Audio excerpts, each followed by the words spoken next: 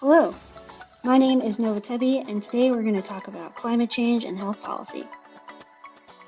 We know climate change exists, and it has real problems. We are losing ecosystems, it's getting hotter, and weather is getting more extreme. It's also harming our health. We are seeing more asthma from bad air quality, more disease transmission, and more unavoidable migration from extreme weather events.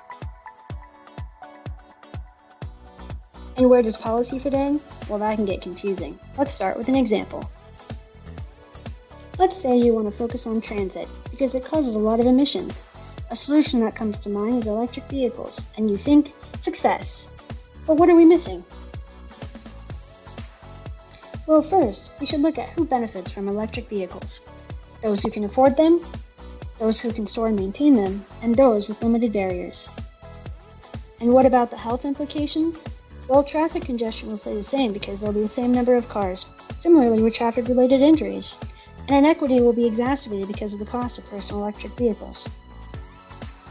So then the question becomes, why are we only helping a few people when everyone is affected by climate change? What if we think of climate change as a health policy instead? What other solutions are there? Let's use transit again, because it causes a lot of emissions.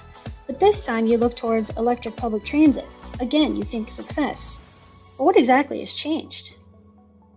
Well, let's see who benefits this time. Those who use public transit already, those who need cheap transit, and those with many barriers. Let's look at the health implications. With more public transit, there will be less traffic congestion and less traffic injuries. And equity is central as it removes barriers to transit.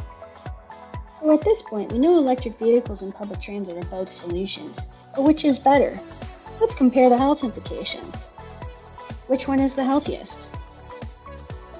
That's right, electric public transit is the best solution. It has the most health benefits and helps more people.